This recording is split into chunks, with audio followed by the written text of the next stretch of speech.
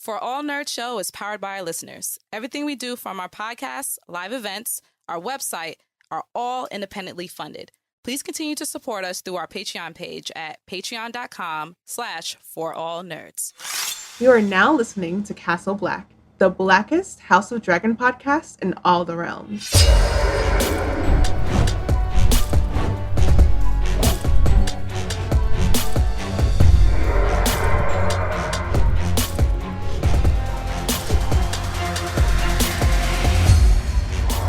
Castle Black. So this is the seat of the Night's Watch. And welcome, internets, to another episode of Castle Black, the blackest Game of Thrones podcast in all of the realms, powered by ForAllNerds, where we discuss everything in the world of Game of Thrones from the perspective of people of color. And I'm one of your hosts, Tatiana, Hand of the King, also known as Lord of Lightsabers, Lotto Hightower, Sir Gawain's World, It Was All a Dream Fire, Kodak Blackwoods, and the Ting of the North. And as usual, I'm joined with one of my lovely co-hosts, Mr. DJ Benha of the Means. That's right. It's your boy DJ Benjamin, a.k.a. Benha of the Means. Sir Criston Cole is ice, the Grand Maester of Munch. A man has no shame. Bent off that Alicent. Biggie Small Folk. Biggie Small Folk. Let me get that right. Little Orphan Allen. Darkling Duck. The Off-White Worm. Sorry, I didn't mean to just react right away. Yo. That took me off guard. Keep going. Sorry, my fault. I'm sorry. Spin the block on Ghastly Rock. Catch these hands of the king. Who wants that sea smoke? Sorry, Little Orphan Allen, yeah. No, that was crazy. Good job on that one.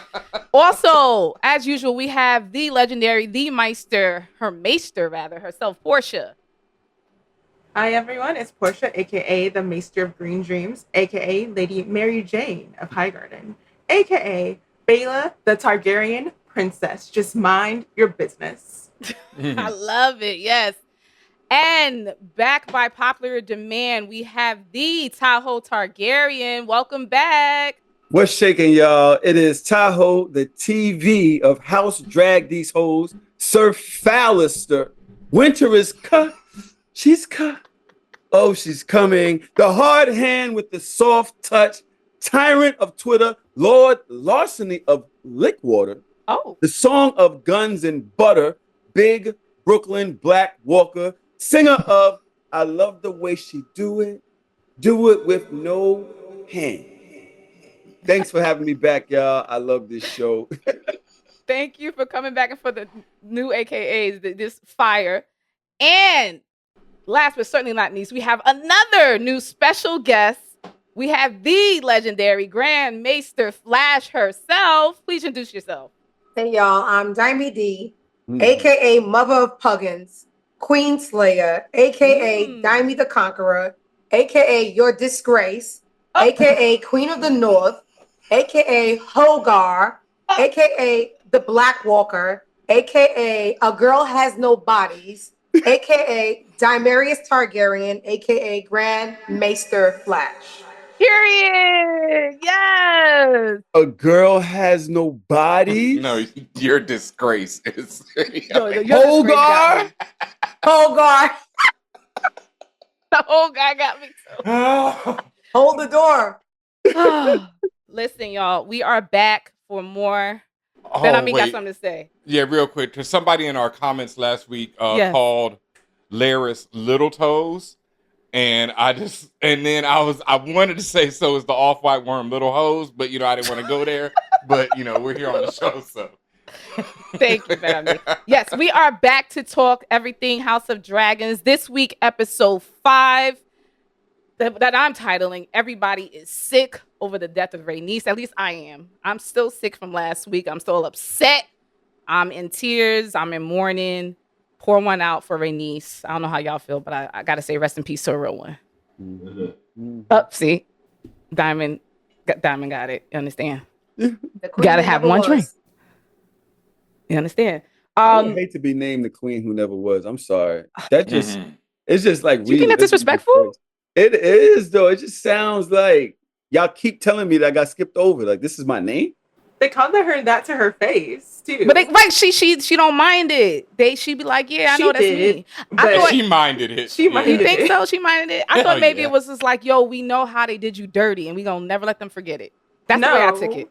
If I had a chick that I wanted, and she keep calling me, yeah, you're my boyfriend that never was, I'm gonna be tight. Like it's a little backhanded. Yeah, it is okay. Okay, that's. Fair indeed.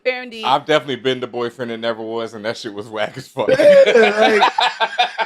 then everybody in town knows you as that. Everybody, even when you dead, you're the boyfriend that never was. Listen, disrespectful. Okay, I get it, but yeah, pour one out for Rhaenys. Lots of shit that we said was gonna happen, and we was right on a lot of shit. Number one, like we said, Rhaenys unfortunately has passed. Meleys unfortunately has passed, but the nigga Aegon and his dragon, well, I don't know, the dragon might be done. They didn't really say it died. They said it's long for death. So I don't know what the hell that means. But Aegon is alive as we seen. Any thoughts about that? Sunfire dead. I think Sunfire dead. First off. Yeah, he said it was long to death, but it's dead. Yeah. I mean, Sunfire is a show pony. She's known as the most beautiful dragon, so I don't think she could really take a drop like that. Or them claws to the chest. She can't fight. It was clear. it was a lot going on with Sunfire. She was going to a dog show. Somebody said that she thought she was going out to get an ice cream cone. That's fucked up. Leave these poor dragons. And I feel like, do these dragons really realize what the fuck is going on? Especially the ones like that, the small ones that's just like, yeah, we outside to play, and then. No, I saw that in somebody's review too, because it's like up to this point, like let's take Meleys. Meleys, she's like, oh, one more battle, old girl. Meleys is like, oh hell yeah, we about to go burn up some niggas. She know. And then she roll up, and then there's two dragons there. Meleys like, yo, what the nigga? Like they had to jump her. But Meleys not finna jump you. But Meleys is battle worn. Like she knows. She been through that. Meleys is a girl. But she used to battles, not dragon battles, right? Portia? Yeah. And she wasn't thinking her homegirl was gonna jump her because Meleys and Vhagar was homegirls. Yeah, they're used to cooking niggas, not to Meleys was so Vhagar was Laena's, and so like if you remember in season 1, Laena and like Daemon used to just ride their dragons around like it was like an air show for the people on the ground. Like they was just playing around. Like the dragons was used to that. So it's something I wish that like the show, like we're spending all this time with the Targaryens, you should at least get a moment with the dragons, like seeing whenever the dragons are like getting trained and like their pit and like what they actually are doing. Because in the books you kind of get like, that there is an order that's taught how to keep up with the dragons and like train the younger Targaryens how to do this stuff with their dragons, but we don't ever really see like who learns battle positions. What does that look like? Do they only prepare for battles on the ground? Do they do like any type of training, like fighting like each other, like just like sparring? Like do they do dragon sparring at all? Like does that happen? We don't see that, so we don't really know. I mean, we know based on what people like Rhaenyra say things where they're like, you're not trained or you ain't got it, you don't have experience. She said that to Jace a million times over. She said that to Luke. Luke is a child, rest in peace to him. You understand? Like Ben, don't even start. But like I feel like just based off of what they say, but to your point, what about Sunfire? Sunfire ain't got it either. Sunfire is just a cute thing, just unfortunately had to pass. Sunfire died on her day off. Like Craig got fired on his day off. I know she had to feel a way about Aegon popping up on like full armor and sitting on her. Like she's like, I mean, I guess we're just doing a show. Like you don't know how to fight, so I guess we're just putting on a show for people today. I mean, she like nudged him in his chest, that was all last week. But she like really, like she loves what's up, him. Nigga? That's her boy. Yeah, well, it was sad. I guess you. The one big point I want to bring out is in talking about the symbolism of it is how they paraded Meleys around the city, the dragon head. Okay, wild disrespectful and wild stupid. Yeah, wild disrespectful. Just go ahead, Tahoe. The last time I saw a dragon dead like that was in Game of Thrones. Yep. And this one was kind of, I don't want to say whack, but it was like corny. Like that one filled me with dread. When they brought that dragon out of the water, my stomach sank. This one was more like, yo, and then Sir Criston Cole, bitch ass, is riding in front of it. He's thinking they're gonna get like a hurrah, like everybody's gonna stand. He's gonna get a standing ovation, and they like, yo, is this nigga crazy? Like, exactly. They really, everybody in town is looking at him like, oh nah, I'm getting the fuck out of here. This nigga's dumb for real. Like, it's just not. But then I was thinking, do you think they're gonna put Melee's head in the hall, like where they have all of those dragons and stuff like that? Is that what this is for? Portia, they're putting Melee's head on display through town because they think it's a victory lap for everyone to see it, because that's the reason, right? But they're gonna end up putting it down there. Like, it's gonna go in the same pit that everyone goes down, like that the dragon Tyrion and everyone goes to in Game of Thrones. Like, he's gonna go get displayed in that hall of dragon heads. Because again, like I said, it's the beginning of the end of the dragons. So like, this is gonna be remembered as like an extinction level event, basically, for the dragons. And so she's gonna be part of that hall and that being placed in that way. And I think that, like you were saying, it's a misstep, because I think everyone looks at the Targaryens dragons, and like I love that the character that I think is interesting, well, we can get to this character, but his hair is dyed badly, so that might be a hint of like who he is. But that character said that, like, so they're not gods. And that's the whole thing, is that they looked at the Targaryens as like, yes, they're conquerors, but there are conquerors, and they got dragons. So we never got to be worried about an invasion because the Targaryens having dragons. So they look at the dragons as their like mascots of a sort. And the fact that like they took it throughout town to show like, oh, we conquered like a dragon. It doesn't feel right to the people, because they're like, the Targaryens are our rulers. No, like, it doesn't matter if they're fighting them or not. They're supposed to be our rulers. They're supposed to be fine because they're dragons, and they're not. So that's scary. We already know who that dude is too, though. He said who he is. Remember, that's the guy we see in the bar as well. He says he's the bastard. Which one are you guys referring to? Because the person who says I thought they were gods was like a boy. Yeah, and the person who responded to him was the black. We're talking about the older gentleman who has gray black hair. The Russell Crowe looking nigga, yeah. I don't think he was in this, but black dyed hair, because his hair was dyed badly. It was like, I think you're supposed to like think about like why he would dye his hair. He's supposed to be a Targaryen. I'm thinking that he's the next dragon rider, the one that they're gonna find. At the end, Rhaenyra is talking to Jace, and they're talking about finding this bloodline that's gonna. And if you look at him, he actually has the look of somebody that could get cleaned up and become a knight and become somebody important. He's given a little Jon Snowish, the orphan Jon Snow at first, that you don't really know he's gonna be the guy.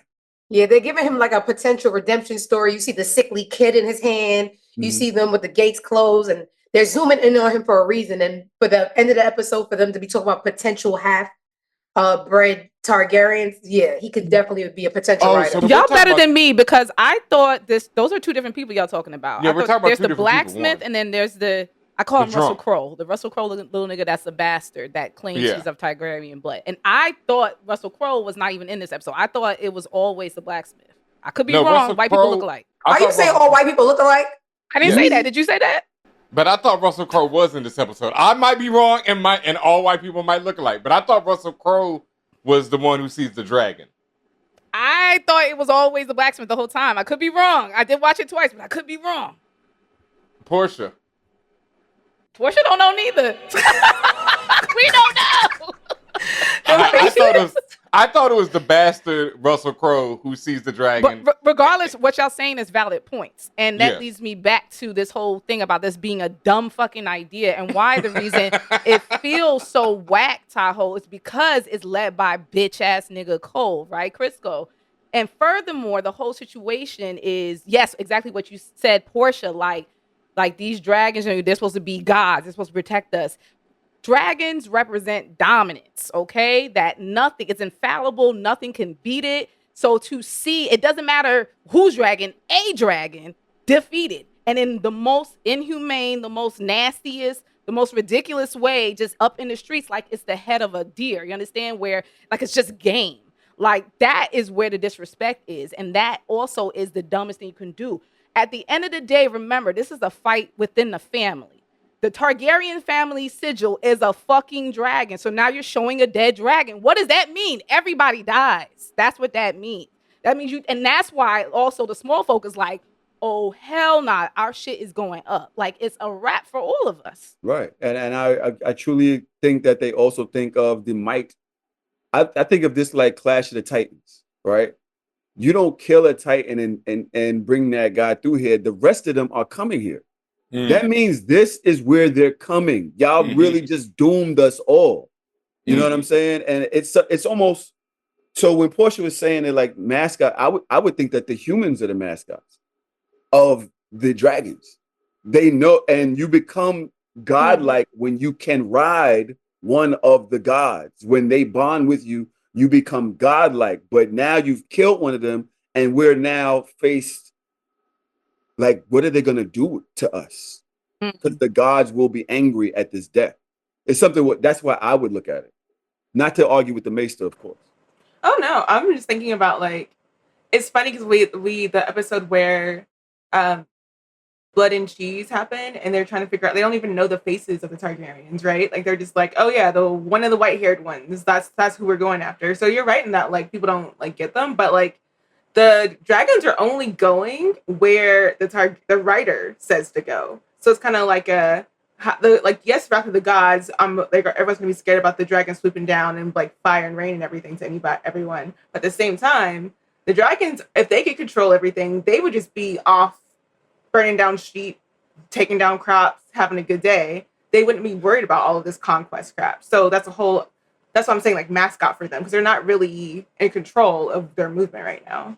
You know, another interesting point is, like, I think of the same Blood and Cheese episode before the dragons basically get unleashed, before Cole gets shell-shocked like he is in this episode, the people in the town were selling little dragon toys.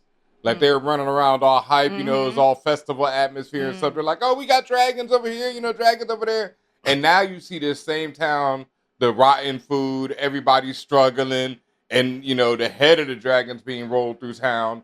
The fuck shit for me was the fact that they had like little incense burning on it because they know that thing stink. That's what I was. You know what I mean? You peeped. Yeah, so you know that big ass head stinks. So they had little incense burning on the dragon head, like on the carriage that it's riding on, like trife. It's death. It's death. It's the stench of death and rot in the city right now. And then you bring this into it and try to be like, oh, the traitor. No one cares. You're bringing more food, everything. You're bringing negativity into my space. Okay, it's already a bad situation. You're making it worse, and that is why people are like, "Fuck no!" Like they are not about bring it. Me joy. What? And you hear the people yelling in the background. They like, "Oh, Rhaenyra ain't fucking with this. Oh, Rhaenyra's gonna get that gift back." It's in her favor. Right? Like they're like, "This isn't good for us, bro. Like, and why would you do this?" Like. And that's what the Smith says. The Smith's wife. She's like, we got to get out of town, nigga, because this shit about to get the only smart one in here. Yeah. But she said it the night before. Yo, their baby looked terrible, B. Bro. Like, I was thinking that their girl, the baby girl that was sick, she was gray. Gray. I'm like, you sure that baby alive still, fam? Because, ooh. I don't know. Let's talk about the Biggie Small folk. The Biggie Small folk, the innocents. Team Biggie Small folk over here. Go ahead, Ben. What can I say? These niggas fucked. Like, you know what I mean?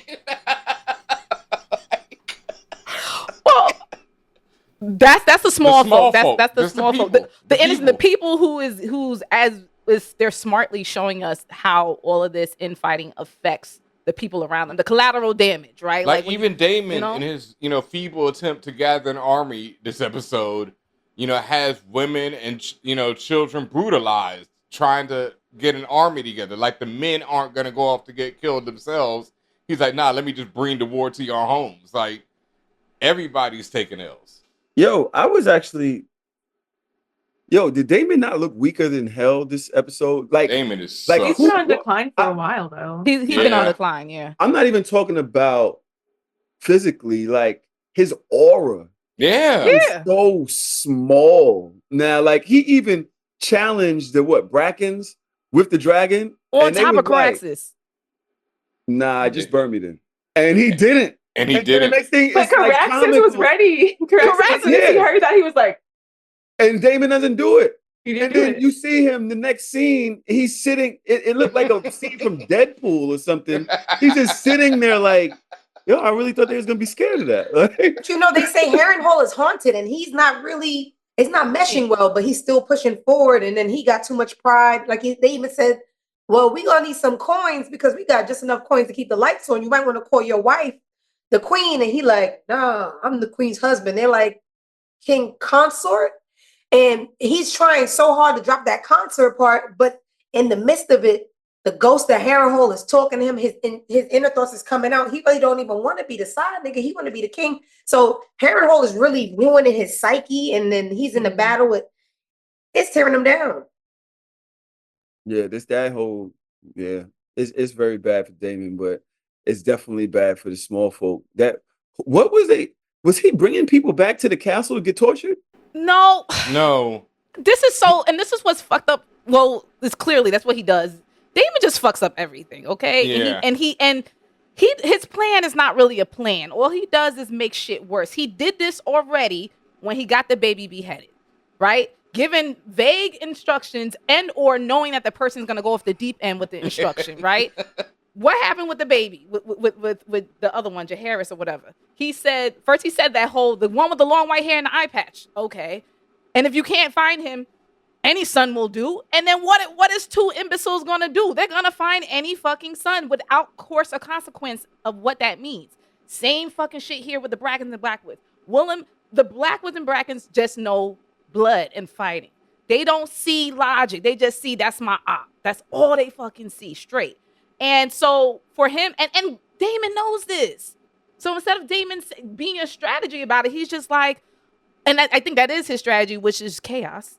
It's just, since they won't bend a knee, let's teach them a lesson. Do your worst. Why would you say that to a nigga that is the biggest op of this guy who don't want bend a knee? That's what you tell somebody?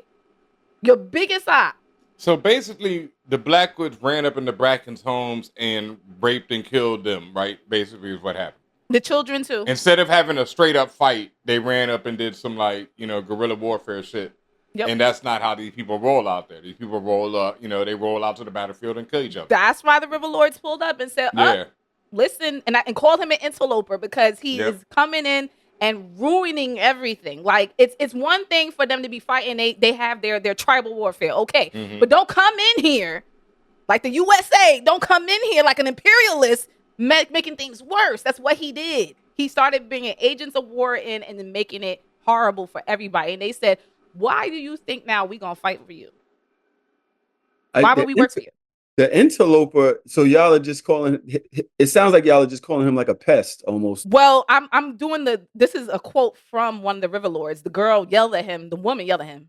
To me, yeah, that goes into him keep calling himself king and bow to the crown. Mm-hmm. Like he keeps doing it without any sign from Rhaenyra whatsoever. And these people are not dumb. So now when they say you're doing this under House Targaryen, they had the banners and this is how you're acting. I believe they're pointing to the sign of, we know she didn't do this. Even when they call out that he is the one that killed the child, they're saying, we know it was you. Mm-hmm. We know you're doing this. You're an interloper. You're trying to steal the crown from Rhaenyra. I believe that's what's being said when she says that, and we will not serve you.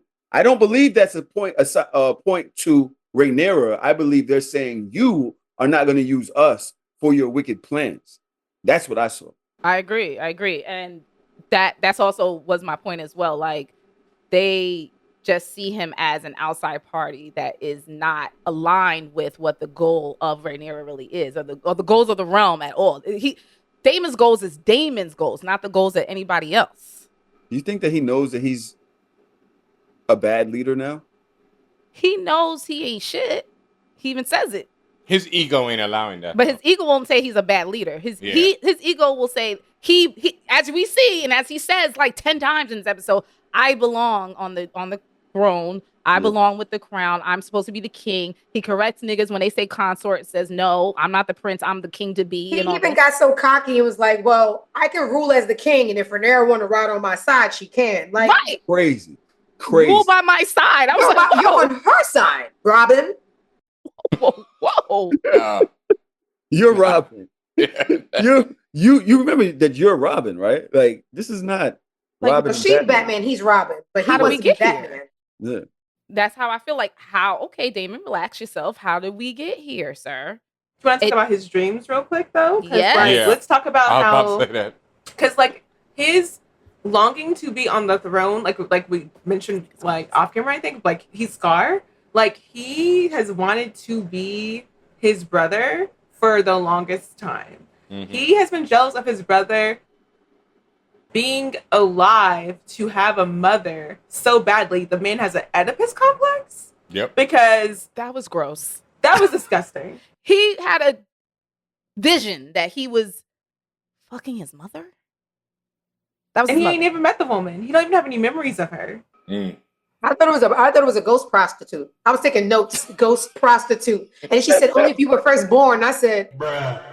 That's his mom. I thought at first I was like, is this shit got weird. I was like, is this Viserys' wife? Is this some random woman? And then when she says, you're my favorite son, I said, oh. Hey, yo. Right. The reflex came up in the throat. I was like, oh. That was horrible. And it was very graphic too. So Portia, can they remove him from this fucking wood bed, please? We has to stop because it's getting worse. These visions is getting worse every fucking day. Next week gonna be horrific. Get out of Luigi's mansion, my guy. We got to go. He has more dreams though, Portia, or visions, I should say. It's okay. So each episode, it's shown how progressively worse his visions are getting because he can't even divorce them from reality. So we're in 1 second, we're in his bedroom and he's having Oedipus with his mother, and then we're at the table, and actually it's the like steward of Harrenhal talking to him like, hey, whatever, and he has to blink himself back, and then when he looks over, Alys Rivers is looking straight at him. And then if you notice, like every time he's having a vision and Alys is around, she's right there in his periphery. And he doesn't always catch her right there in his periphery. Another vision that he had was the one where he sees Lena again. Right. Like I think it's whenever the River Lords are up and she's like, there's so much war going on now. How are you taking care of our daughters? And he just looks like, daughters? What daughters? Oh, them. I forgot about those niggas. Yeah, like, that's right. Immediately forgot. I also feel like you said, the dreams are getting worse, but now it's like Inception. Like now we're at levels into the dream. Like he wakes up kind of out the dream to just be in another dream that he wake up again. Like he has to get the fuck out. And I don't know if Alys is doing this and making it worse on him. I know he's on the werewood bed or whatever, and remember she made him drink something like it got LSD in it. Like what is going on? Yeah, and then there's a weird girlfriend sister vibe with the way that they vibe. And why is she so close to him? Why like she's able to tell him things that almost nobody, even Rhaenyra, couldn't talk to him like that. Like he's allowing a lot from this woman, and I don't understand why. It's almost as if she's able to control him in a bit, or at least get in his head in a way that's very. It's. Sick. I want to see what happened with what's going to happen between them. She lives in his head, definitely. And also, I think that was the thing for me. Like, this whole time, like, I've been always pretty adamant about, like, Daemon needs to get it together. He needs to stop being so ready to, like, violence or whatever. But as soon as Alys said something about, like, his mother, I think that he should have just taken that axe and thrown it at her. Because I'm like, you shouldn't know. That's too coincidental for you to know I just had a dream about my mother. Like, you gotta die now because you're messing with me. You don't throw the axe at the woman who just told you about the mother that she shouldn't know about. Because because when you chop her head off, then her head's on the ground talking to you, and you've got other issues. Like you don't fuck around. You don't mess with the witches who have powers. Yeah, don't test them. You keep. But he's not moving. even paying any mind. Like it didn't even it phased him. He didn't even seem like he was like, oh, I should be concerned about that. He was just like, oh yeah, okay. No, that nigga was concerned. Okay, time to go. That's what his concern was. That nigga was like, he was making the smart move. Let me get the fuck out of this room. That was the intelligent move in that case. He was black in that case. No, you don't try and chop the head off of the witch. No. But how does she know this stuff? She's a witch. She's a witch. But what is Just like the red woman from Game of Thrones. What is the power that she has? Like, how does she even know about his mother? Is she reading his mind? She gets her stories. She gets her whispers from the wind. Whispers from when the world tells her what's going on at any given time. She's also older than she appears, so she could also just know things. Like, she has access to the library at Harrenhal. She can just look up people's bloodlines and stuff. Like, she has a lot of different ways to know what she wants to know. I also really like that cut when he came out of the dream with his mom to, I guess it's milk, and then there's something red being poured into the milk. The blood of the whatever, the sheep or whatever he was eating. Nah, I didn't like it because it was right after the sex scene with his mom, and it had blood, and the next thing you know, it's like this nut. I was like, that's the point. And I'm lactose intolerant. It was just a lot. Out of the point. It was a lot. There was some great match cuts. So they did another one when Daemon's like frustrated, leaning on the fireplace. On the fireplace, and then they cut to Rhaenyra doing the same thing. Same pose. That was dope. The parallels there. He also heard, and Alys comments on it, he also hears screaming, like children screaming, like while he's like chopping wood and doing all this other shit. And Alys is talking about those are the cries of anguish, right? Because before the River Lords wake him up in the middle of the night to tell him what the Blackwoods have done, she tells him the whole thing. She was like, oh, so they did this, they did that with the kids, with the wives, and you know what I mean? Like she lays out everything that is about to occur or has occurred, and literally hours later they pull up and tell him that. Yeah, because she was hearing of it. Those screams were in his head? You didn't see him look around to see anyone else notice? No one else heard it. It was just he was chopping the wood. Yeah, I remember, but I'm like, are they killing people in this castle? Did you see anybody else react? Nobody else reacted to him. Yeah. That's why I get why you asked why they killing them at the castle. No, that was just happening out in the world, and the winds were bringing it to her, or people were bringing it to her, whatever. But she heard, he heard. And she keeps trying to explain to him. Again, I don't know what her whole point is. Like, at the end of the day, like, what does she mean to do? Does she mean to drive Daemon mad, or is some other intention? Right. I don't know, but it feels like a test. Yeah, it's just like a test. I don't know what's going on, but like she makes it a point to tell him like this way that you are conducting this war is not right. Like, because she keeps talking about the crimes against the innocent, and that goes back to the whole Biggie Small folk and everything. Like now the show is making it a point to push on us like y'all are killing everybody and everybody's getting an L because of a succession thing. What? Because they say Harrenhal is haunted. Have we ever seen anyone else interact with her? What if she is just a figment of his imagination, of his inside thoughts coming out, and the hauntedness of Harrenhal is bringing it out? Because I've never seen nobody else talk to her. All right, girl. This is what we had said. See, and you wasn't here for that conversation. We had thought it was on some Sixth Sense shit, okay?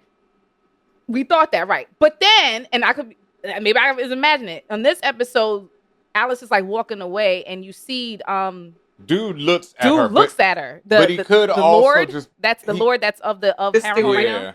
He looks at her kind of weird and then turns around. And I thought someone else mentioned her.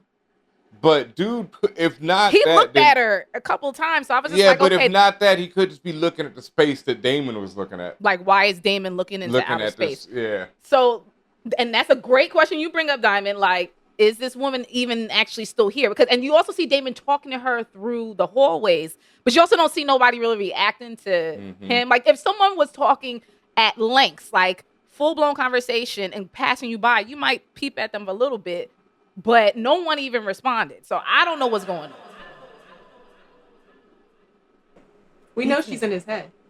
We know that much. And she's basically controlling him. You know how she told him? She said, sit down. That nigga sat right the fuck down. Like, seriously. The way she's talking to him is very intimate. Even though it's always that it's very intimate, and he's doing exactly what she says. It's very weird to me. It's very weird. There's a line she says that's pretty paramount to this episode. She says, in the name of power, it's the weak and the women who have to endure.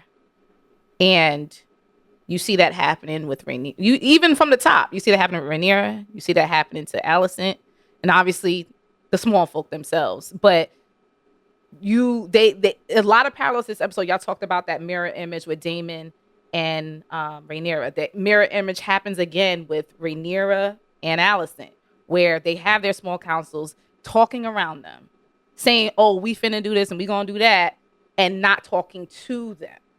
You understand? Or not involving them in the decision making. And Rhaenyra verbalizes that, understand?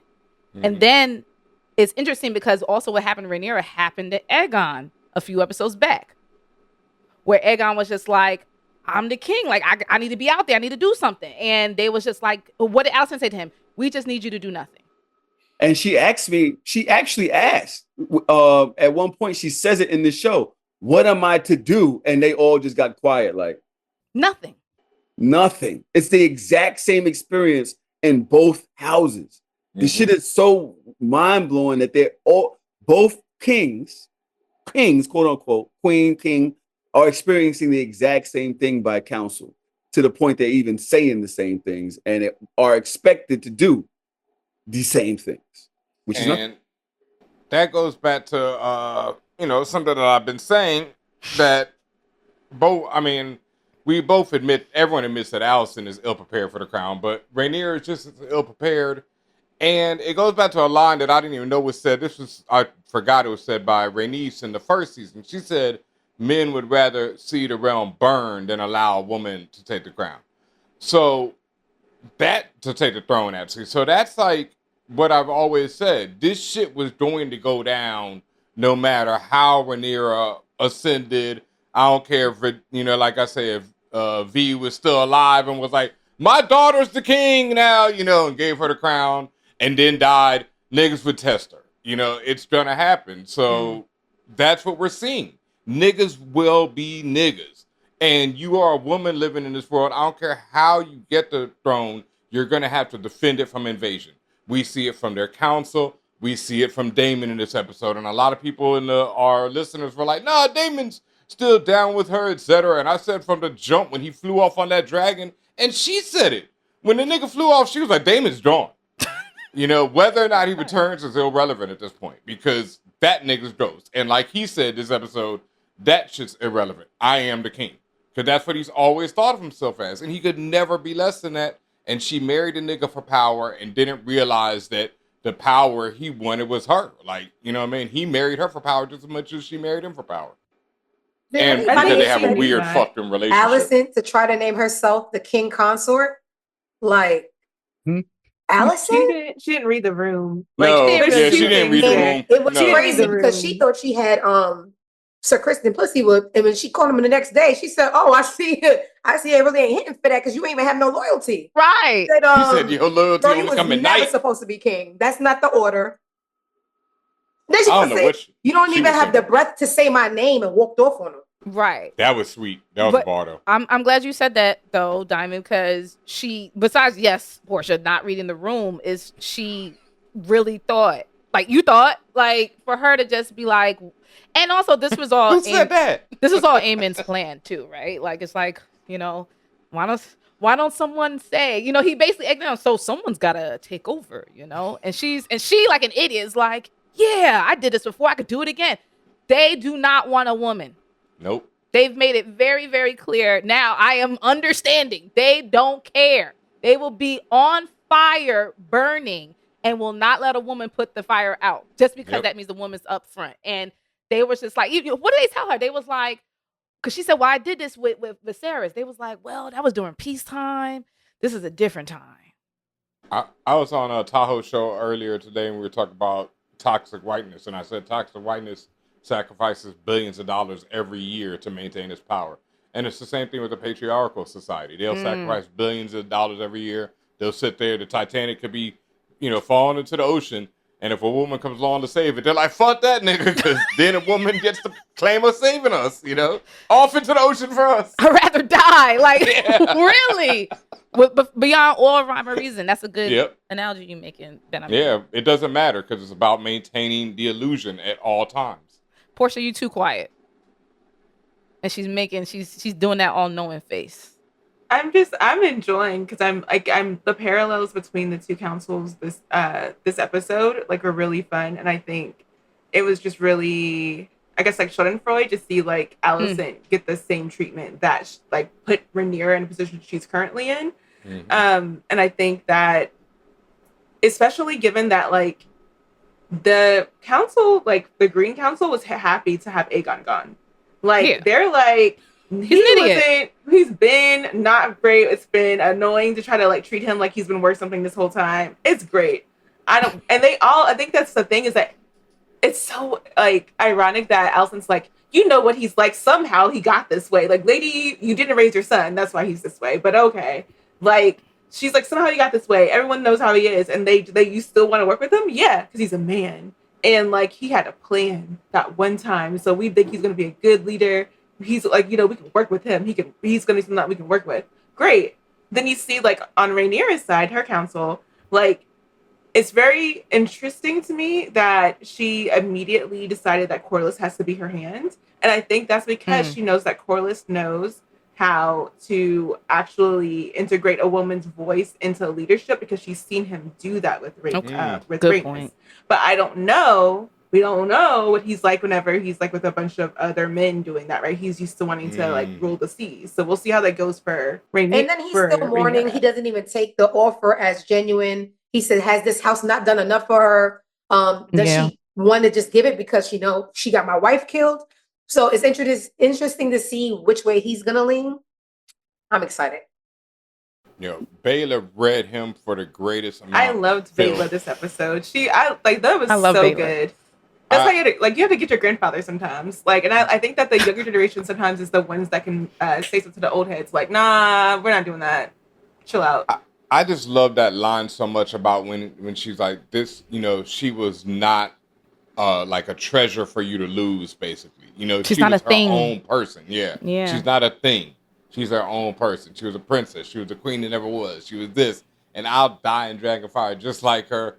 And I really hated that shit because I already know that's how Baela's going to go out. Yeah. And I'm going to have to make a meme showing, oh, yeah, when you said it, it was foreshadowing. I know. I didn't read the book. Go away. No, I haven't read the book. I told you this you earlier. I haven't read the book. But when if somebody says, I'm ready to die in Dragonfire, when people are dying in Dragonfire. Bad bitch that died on dragons, and I'm a bad bitch that's going to die on dragons. Yeah, she going to die on a dragon. Like, and as Portia has well pointed out, these dragons ain't around in Game of Thrones. So something happened to them, and that means something happened to their rider along with it. I got a lot to add to this, if y'all don't mind. First of all, shout out to Baela. She is now Beyonce, the height of Black excellence in this show. Yes, the way she gave that up, the way she even was like, yo, first of all, don't try to make me your heir. Like, I am fire and blood. I belong in the sky. Go find you some salt, some water. Go get you a water sign, a Pisces, an Aquarius, a fucking Cancer. Go find one of them weak motherfuckers that y'all deal with. I'm off here doing dragon fire. Don't even try it now that your wife died. You trying to make me? No. You got your little bastard over there. Go get him. Tell him it's okay for him to grow his hair now and put him on your little soggy ass throne. Second of all, I must say, Ben, y'all jumped around a little bit. The minute Aemon's Aegon's body hits the bed, Aemond walks up like, yeah, so yep, I'm be on the throne, right? Right, what's next? It wasn't even son. The boy's body is still smoking. Barbecue.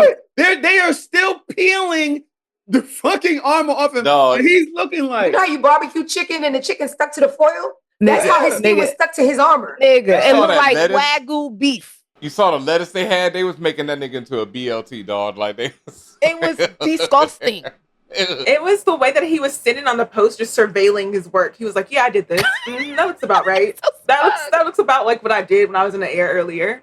It was good. Yeah, it looks about and that's why Alicent asked Criston, yo, so how did my boys do in war? So she acted like it was about Aegon. And she said, and Aemond? Yeah. I cannot say. Right. What did you see?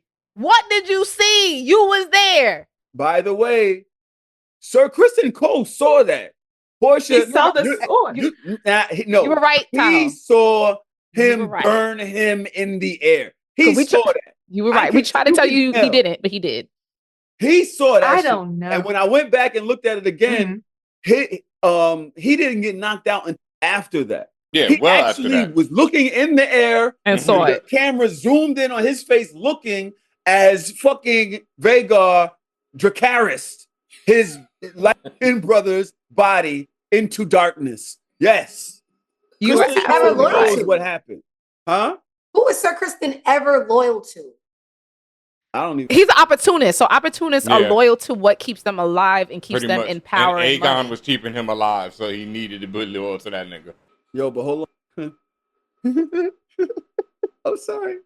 Yo, fucking Alicent's face when she looked for Sir Criston Cole for some type of support. So, yo, when they made the voices like get dim, and she's just sitting there like, you bitch ass nigga. Like, yo, she must have said you bitch ass nigga like 15 times in the head. They just look, she's just looking like, this, I was fucking this nigga when he was nothing. Yo. I And that's saved your this fault. nigga from jumping on a That's sword. your fault. That he was bitch made from Jump Street. Just had to take a plan B the last episode for him. Yo. That means you even want his. I mean, granted, it's complicated, but you wouldn't even want his heir, right? Like you would not want to be pregnant by that nigga. That's how whack he is. It's not even like he ain't got no money, no nothing to his name. When you really think about it, yeah, he's here the king now, but a nigga ain't got nothing. He has no honor. He has no code. He's bitch made. And he just cost me the throne, which her and Otto have always been about protecting their legacy here, always about protecting their family. And this nigga, you just could, yo, like she's really sat there like. That's why you can't give it up to the losers. You can't do that. He was a he's always been a loser. And then he broke up with her. And Rhaenyra knew it from the beginning. Rhaenyra said, "Run away with you." I would never. Who? Me? You? Not me. Not She me. looked over her shoulder. Wasn't to see who Alicent he was talking around? to.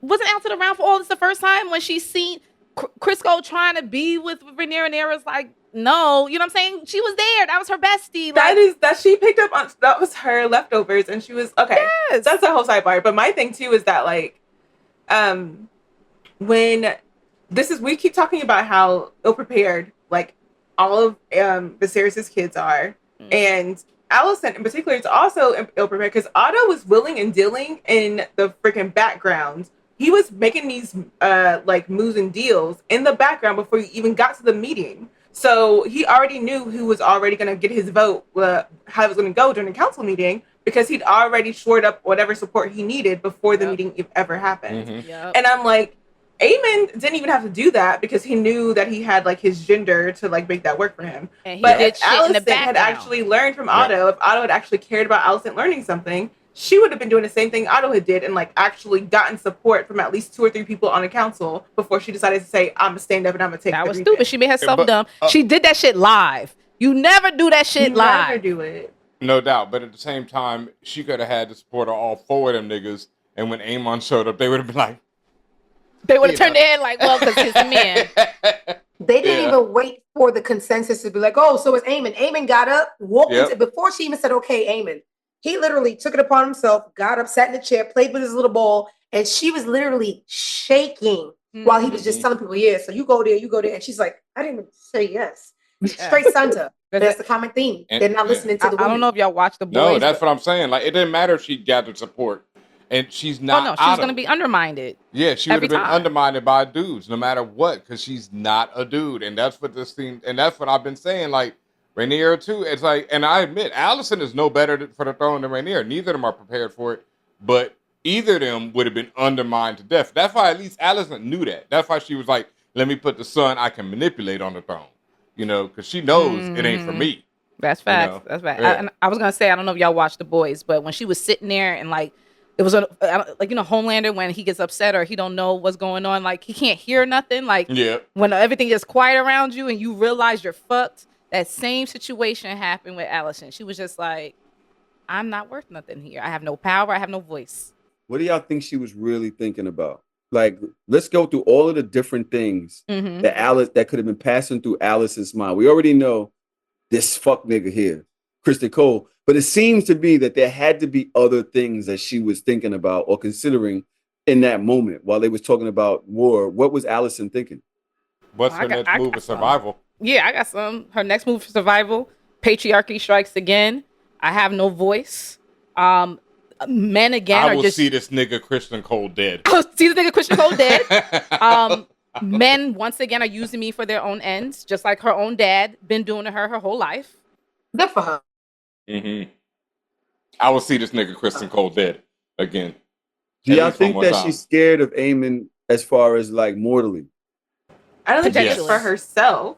Like personally, I don't think she thinks that he would murder her, but I think she's scared that like he is going to past him. He's going to cause genocide. She's afraid of what this man's going to do with a dragon that big, and no one being able to rein him in. Not even the person that she thinks is the best person to rein someone in, which is her father. Like if Aegon can dismiss her father, then Aemond would be short. Aemond would be done. I do think she's also thinking the realm is fucked. She may be also thinking she's behind. She's like complicit in the realm falling apart because she may be thinking, "Damn, when Rhaenyra came to me, maybe I should have tried." She could be. I mean, it's too late. She wasn't wrong there. It was too late then too, but she was like, you know, she not thinking that because she knows that was too late because she knows like that's what like everybody keeps avoiding this fact. These niggas would have pulled these moves no matter what. Aemond eventually is gonna, you know, whether it took him a year or two to get to this point, Aemond eventually is gonna pull this move because that's who he is, you know. And we already know what Daemon wasn't waiting a year or two. Daemon was immediately setting it off, so Aemond would have set it off against Daemon. This shit was gonna go down. These niggas love burning shit. What you thought she was thinking, Tyler? In my mind, I was thinking two steps forward, right? Mm-hmm. But she realized she has no moves left with Aemond in the crown. She's thinking, did he set this up on purpose? Yep. When she looked at his waist and saw the king's dagger, I think that set off a series of thoughts in her head, which now she's like, is this really happening? I think she already knew this was happening. Okay, I'm about to say she had to have known. The clues was there. And so right now she knows that there's a coup in her own family right now. Right. Where my younger son just tried to kill the older son. Aemond is older than Aegon. Aegon is the eldest. That's why he was able to ascend the throne. Yeah. I mean, Aegon is the oldest, right? So my younger son tried to kill my older son for the throne. Okay, so what's next here? Y'all might disagree. Y'all probably do disagree. And wondering if she's actually going to try to side with Rhaenyra a little bit. Oh, I don't disagree. I think potentially that she's gonna, because she knows that is a bridge too far. Like Aemond being up there is bad for business. I could see that happening. I also hear like it's two sides. Like on the one hand, what Ben said was like she knew it was too late. The war is happening, right? But now we're beyond what she even contemplated. Like this was not in her plans. As a High Tower, Aemond being there was not part of anybody plan. So she said she could be thinking, well, I may have to run back to Rhaenyra. I may have to run back to the one person that I have a voice with. That's why I just said all these men in here, besides the Grand Maester, the black man, besides that one black man who sided with her, nobody else was with her. Where does she have to go? Cool. Like even in her last desperate attempt, because being at the table is one thing, but that crawling back to Criston Cole and him looking at her like, ooh, that didn't look good, girl, at all. That looked bad. Like it looked very bad for her. So yeah, I don't know, Diamond. What do you think?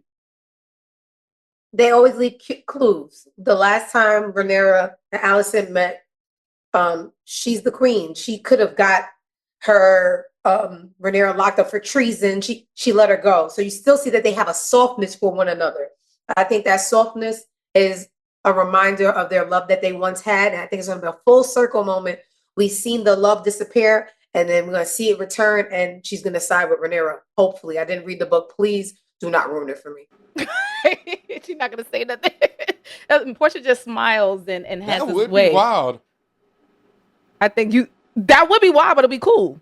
They're doing a lot of double mirror shit here, bro. Yep. They're doing a lot of double mirror shit here. And if we look at it, even in Rhaenyra's court, they're doing the exact same thing. He's like, oh, the guy that she sent to Daemon is like, oh, you know, we've never had a woman at war, you know, go to war. And she's like, "Nigga, you've Sir never Alfred. been to fucking war. Yeah. Like, what are you talking about? It was 80 years of peace. That means you ain't seen a battle neither. You ain't fought nothing. Your grandfather ain't see a Your battle grandfather neither, ain't niggas seen don't no. live to be 40. Like, Yeah, You know what I the mean? grandsire. the life expectancy in Westeros is not very long right Yeah. now. So I it's can see, sad. I could see a moment in this series where Alicent reaches out to Rhaenyra, but now Rhaenyra realizes her strength. And in this episode, I kind of see strength building in Rhaenyra. I see the frustration. I know it's happening. We've been begging for this to happen since fucking episode 1, and we've gotten nothing but soft ass. It's pathetic. But at least in this episode, we're starting to see Rhaenyra starting to look like something, like she's going to get some off. So I see Alicent coming back around, possibly, and asking for Rhaenyra's help, and Rhaenyra slaying somebody or something very close to her, as an answer, as like, no, fuck that. You had your chance. We lost a lot of good people. Suck my dick. Sorry. Basically. No, you can say whatever. You can say whatever. This is Castle Black. You say whatever you need to say. And there's also just that whole idea of the double mirrors happening in this episode. Again, this whole thing with Daemon and Aemond. And, you know, back in the other episode where Daemon saw, it was I don't even know how to explain it right. He saw Aemond as himself, right? He saw himself in Aemond's clothing with the eye patch and all that stuff. It's like Aemond is doing everything Daemon wants to do. You know what I mean? Like getting rid of the person who got the throne, getting rid of that person because he think that person's not suited. Having the actual plans, being on the big dragon, the big bad scary dragon. It's just like when I had said like it was almost as if Aemond is like an upgraded version of Daemon. That's what I mean. Like, if you like, they purposefully keep paralleling them for a reason. It's just like this nigga Aemond is almost everything that Daemon wants to be. He's doing it. Aemond's thinking about it. And Daemon's doing it. And the thing is, Aemond grew up wanting to be Daemon, and now it's one of those. The student has surpassed the master now. Yes. Yeah. That's nuts because I didn't even put that together. Yeah, But I looked so highly into Daemon. I didn't even notice that was going on. Yeah, like. Yeah. And before it, like to your other point, how earlier you, which is like how weak Daemon looks now. Like who looks strong now? Aemond. It's so nuts how they're doing that to us. I said literally that last the whole week too. I was thing like, is both sides of the coin. Exactly, like it's literally exactly the same thing happening, but on two like negative and positive. So that's nuts. They're playing the game. They're playing the game with us. Wow. The writers are doing a great job, and like I said that last week, that Aemond isn't the one to be underestimated. And something else, somebody in the comments said they were clowning him. But I think this episode really reinforced it, not just with Daemon, but with a lot of the characters. Because they were talking about Daemon being in a house of his own horrors. Like, he created their own horrors around him. But pretty much everyone in this episode is in that. Like, they've all created this, prison of their own making. Alicent is sitting up there. Like you said, that was one of my favorite shots when they close in on her and the voices get muted and she just sitting there, visibly shaking and everything. And, she made this bed for herself. She got a lie in it. Rhaenyra, same thing, fought with Daemon and now Daemon over here. Daemon just, fought with the House of Horrors and now he got a lay in it. Aegon, well. Aegon is laying in it, all right. No, I mean, should have did nothing, now he got to lay in it. He laying on a hibachi grills. That's what I'm saying. Because if he done nothing, Aegon, let people. It was coming for Aegon no matter what. Yeah, but Aegon talked the way that people talked about his father. He used to be he's very resentful of it. Now look at him. He's burned on the same side his father was rotting on. The mirror, both of them are messed up on the same side. Damn. I didn't even see that. And laid up in the same room. Sick. Calling for mother. Parallels. Damn, homie.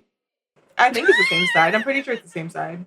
No, yeah. I think you're right. I think you're right, Portia. I mean, and even if it's not, for that mask. And even if it's not, that's the whole point I think they're trying to make. Ended up just like your father. You wanted to stray so far from him. You were ashamed of. Yeah. And everybody can. But the thing was too, before he decided to do all that, he kept getting reminders from his grandfather, from people on the council from his mother, how his father was a good ruler and he should have tried to be like him, and they missed the fact that he was not around. And it's not a coincidence that once he makes his big folly, what does he look like? The same person he was scared to look like. Not too long ago. I mean, Cole's definitely in a prison of his own making. Fuck Cole. Yeah.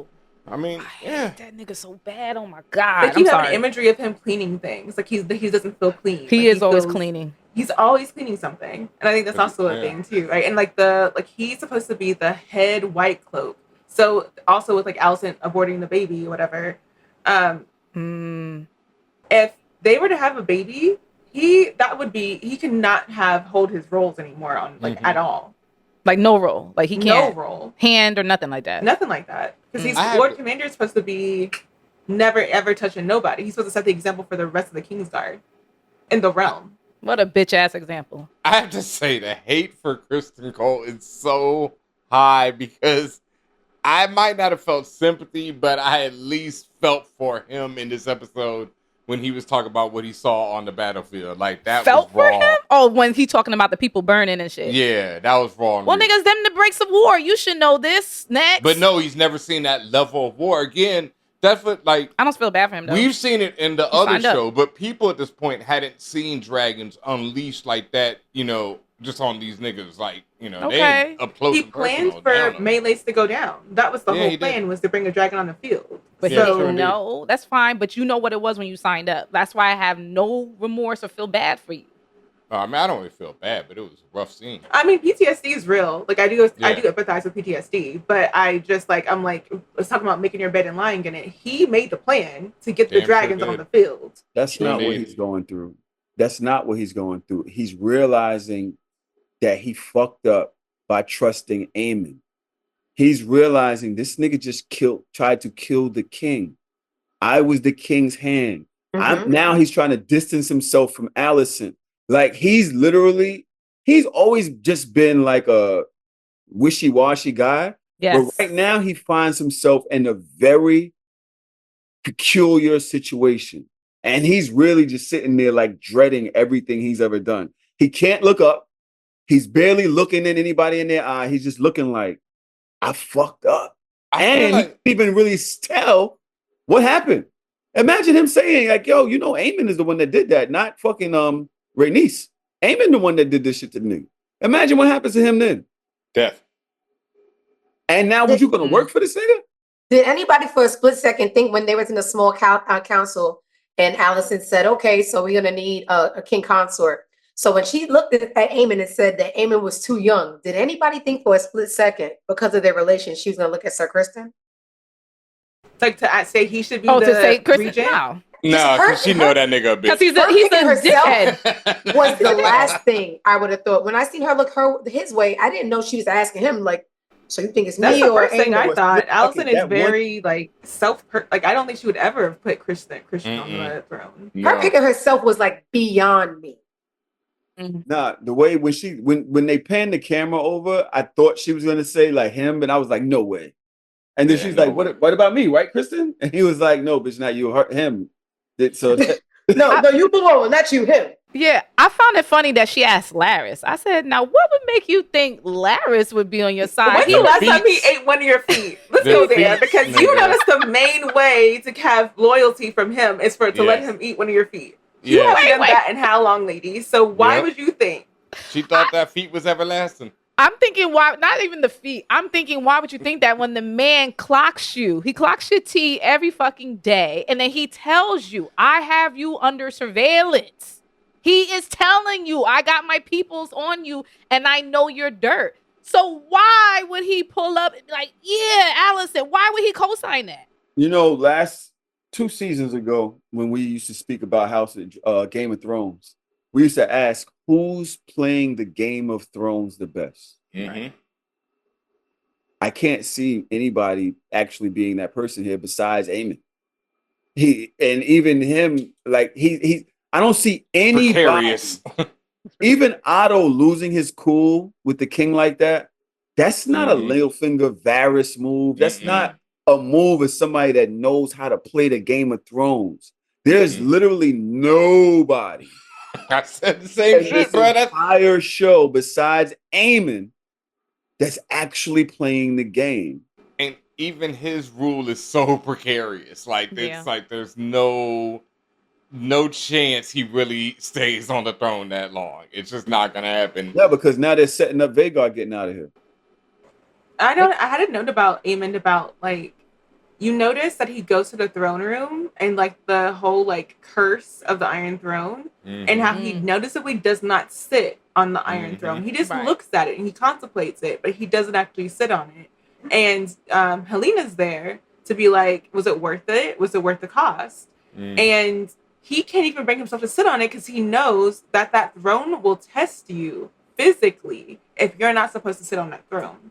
So it's really like I think there's a lot of like things that led up to like Aemond being school shooter, like Ben was saying, kind of thing. Like I saw a breakdown the like other week or wherever they did a reel about like him being Sir Piggy, like being like how his own brother like was playing Big Piggy, like, oh, you don't have a dragon, ha. Let's give you a pig, right? Right. And how the Strongs were laughing at that, and then how like he was the butt of the jokes from Aegon, he was the butt of the jokes from the Strongs, and he tried to play the Strongs, and then it became this whole thing, right?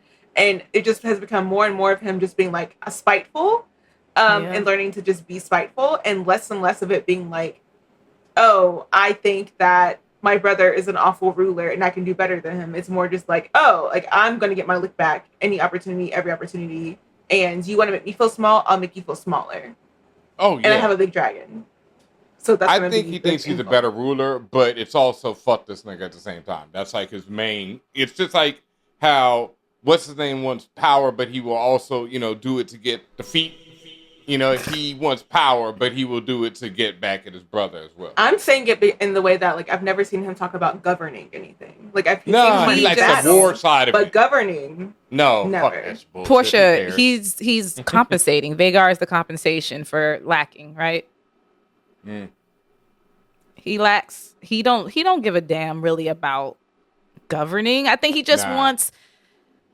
Look, he's like mini and now boss Daemon now. Like I don't see it. I don't see where his end goal is besides to be at the top. All right, you at the top. Now what? But the same thing, that's why they're making Aemond and Daemon so parallel. You never hear neither one of them speak of the realm. Like people that want to be king, they speak about the wellness of the realm.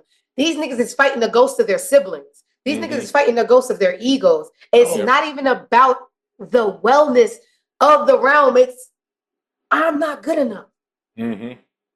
Fighting themselves, and we getting burned up because of it. Their showdown. The biggie small folks suffering because of it. And Aemond is a war general. Like he's the type of dude who studied the war side of history. Like that's what he's interested in. But that peace side of it has no interest for him. You don't give a fuck. He's fucked up. That's the thing. Aemond is a fucked up individual. Like I said, that future school shooter from day one. Like he's a problematic kid. So. Yeah. And speaking of Helena, what do y'all think she's thinking when she sees Aegon's body or him getting wheeled into the bedroom? What do y'all think? Because she seen that shit already in the vision. There was no mourning. Just as I expected. She's just looking like. I think because of exactly what Ben said, just as I expected. Like she has vision. She's seen this shit happening, and also it's not like she loved Aegon like that. Like. Didn't he? I don't even know if he forced himself on her, but like she was just popping out babies because it was just basically forced, right? Not because she cared. And it was like, well, there you go, Yeah. I have a note about like them wheeling him in that like cart. They gave his sword as much reverence as they gave his body. They were like, the sword first, and then we'll worry about the man. His sword gets busy. And that sword's important. What is that sword? That's Dark Sister. I thought Dark Sister is one that Daemon has. Daemon has Dark didn't Sister. he take that from Daemon though? No, Daemon still has Daemon Dark has Sister. it. Okay. But all the Targaryen swords are Valyrian steel, and no one makes them, so they are highly prized, and they all have a name. I just forget the name of the one that Aegon has right now. Okay. And Aegon is not that highly priced. Clearly, they dumped his ass like a bag of potatoes on the bed. Like. They don't give a fuck. And also, didn't they sneak him back into King's Landing? Like, they covered the box with a bunch of rags, Yeah, they made it look like they were like Mellies and him. I mean... Yeah, he was behind him. Yeah. Well, they did that because they didn't want the they need the king to still be alive. And Right. you heard the mistake that the guard made at the end once they were boarding up the walls. And he was like, what he said, the king regent. And one of the people in the crowd was like, what do you mean the king regent? What does that mean? Mm-hmm. There needs to be faith in the crown right now with this war going on. They're not going to like the idea of this crown passing around the high towers and all this other shit when Rhaenyra is right here.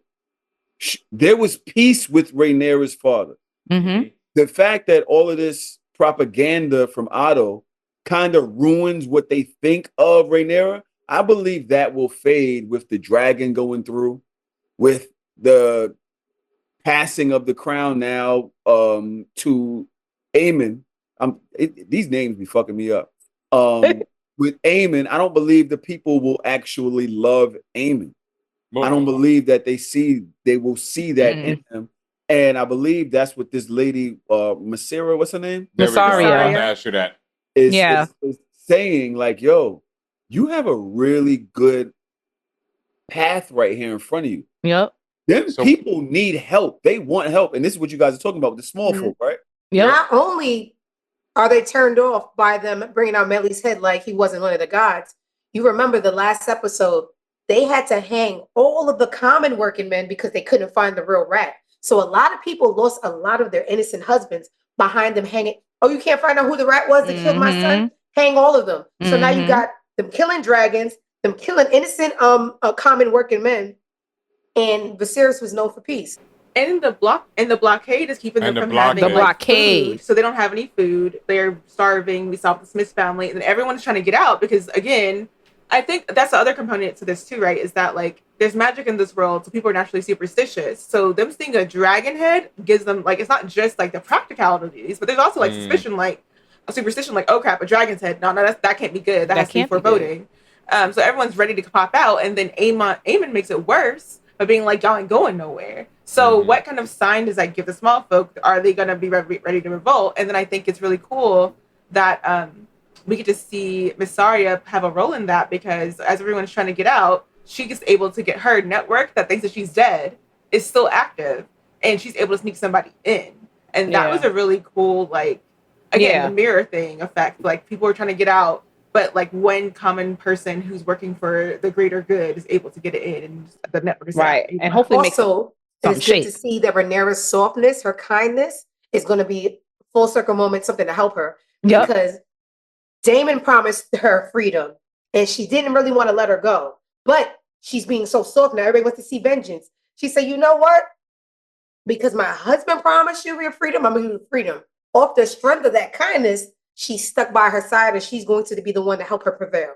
Yep. And Diamond, thank you for mentioning again the rat catchers being hung. King's Landing is Alcatraz right now. It's a big fucking prison right now, literally, because now they've shut the fucking gates. Right? These people not only they've been hung, they've been hanging for who knows how long.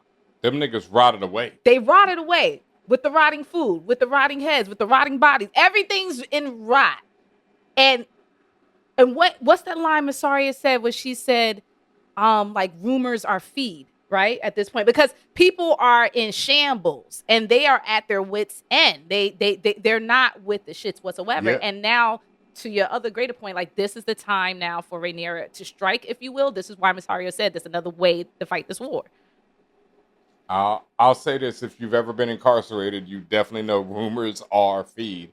And on that same note, I think a way that Rhaenyra could really make a great move right here is to employ the Navy to somehow get food into the people and let them know that it came from Rhaenyra, you know, and then get weapons to those same people, and then help thinking like hood justice. That's going to be the way she fights the war, with kindness. She's never going to even have to show the evil side.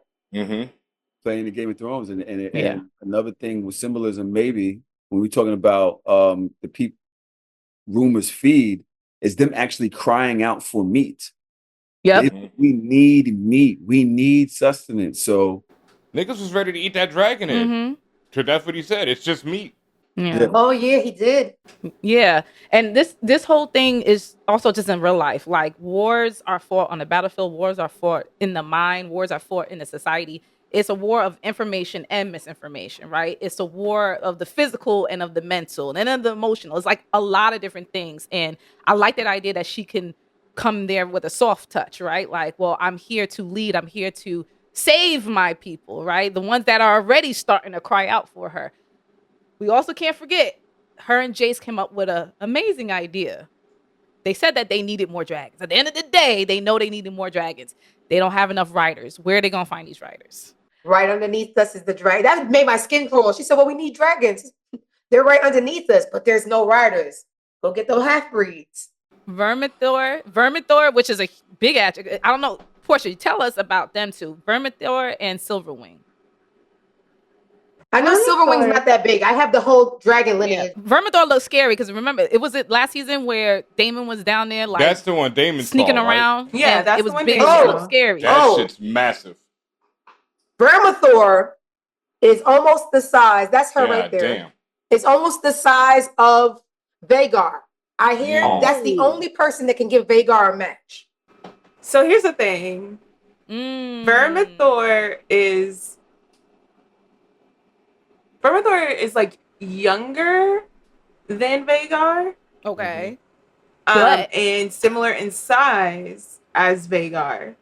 But temperamentally, there's a reason why Vermithor is still in the dragon pit and why Vhagar is still being ridden around, right? Because them, like as Rhaenyra said, them dragons don't be letting anybody just hop on them. Rhaena tried her luck with them already. She's reluctant to try to have Rhaena do it again because them dragons accept who they accept and they reject who they reject. And if they're just annoyed enough that day, somebody's gonna get burned. Okay, so you gotta be careful. Temperamentally, you gotta think about, yes, there are dragons down there, but how are they gonna work? How are they gonna behave with the rest of the dragon? So if Baela gets killed, then Rhaenyra's gonna have to go for it. But beyond that, I think it's, even though they talk about looking up their family, I think they've really been introducing the people who are going to be potential dragon riders, like the APB. The APB for bastards is out. Yeah, the White Worm, the uncle, whoever we saw in the bar. I'm the guessing somehow there's Blacksmith, Alan or Aaron, Andrew, whatever the nigga's name is that in the Tidewater place. Alan and who's the other guy? There's Alan. Adam. Alan, the one with the locks. Yeah. The black. Yeah, Alan. No, I'm talking about the black dudes. Alan and his brother. Yeah. Then there's the Blacksmith. Then there's Russell Crowe. And then there's Russell Crowe. And then there's the White Worm. You can tell they only have Targaryen. They don't have the ghetto black names. So that's how you know they're not full Targaryen. Ain't no Rhaenyra or Jaceria in it. Nah, that's how you know they're not ghetto ass names. Become real with our Targaryen names. And the two dragons that are down there, so Vermithor and Silverwing, they're both like, so the king before Viserys, Rhaenyra's father, that's his and his wife's dragons. So they have been out more recently. And they're not necessarily mated, but they F with each other real heavy, those two dragons. Okay. So that's when their rider dies, they go back into the cave until somebody else back down there. Them. Yeah. That's crazy. What the fuck? So where's Sea Smoke at? Chilling. Flying around, chilling. Not being helpful whatsoever. So was that Sea Smoke that Sea Smoke that the White Worm saw? Or was that Sea Smoke? Silverwing? No, Silverwing is under in the pit. Yeah, that was Sea Smoke. Like we saw Sea Smoke like 2-3 times. Lollygagging. I told you, what are dragons gonna do on their? If dragons had control, they would just be roaming about doing whatever they want to do. Just having a grand day. They animals. Oh, look at the sun! You know, just having the best day. He living his best life. They animals at the end of the day. You know what I mean? They like whales. They're just doing it. They maybe not that nice, going but fishing still. and shit. We're not gonna leave here without giving props to my nigga Jace, the only man on Rhaenyra's side that's actually getting shit done. Making some moves, having an offensive strategy, he's trying his best. He the one that get the phrase, the people who are in charge of what's the name of a spot? The twins. What's the name of a river? No, that's the Tullys. No, what's It's the the name of twins. Well, it's the twins. It's the Okay. twins. It's like Twin Towers. Is that what they call the twins? Yeah, why like is the it twin called- sides it's of like- the It's river? they're twin towers, but you can't call it that. So it's the Yeah, twins. It's like the twins. yeah. The phrase, right? Because Yeah, so but- like basically how Westeros is laid out, there's like the north, King's Landing where all that crap is down here. And then in between is the Crown the Crownlands are kind of to the side, so they're kind of closer to Dorne. And then you kind of between the river run, like so the river lords, there's a lot of rivers and stuff there. There's a big river.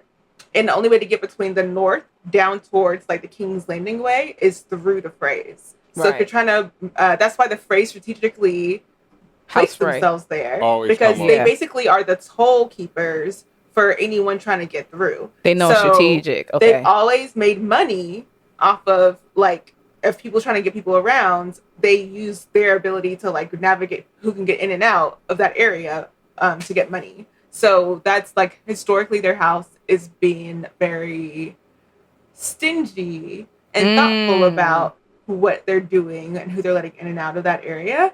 And also their loyalties, they test their loyalties that way. And then the other thing is that they are a lesser lord, like family, to they're the bannermen of the Tullys.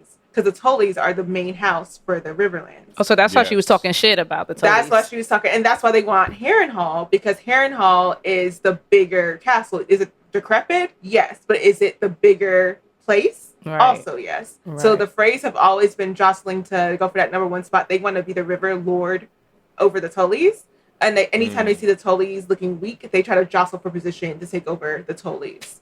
Okay. Place. All right. So real House quick. Frey owns, not name say owns, but they lord over the towers, which is the other name I saw, the crossing.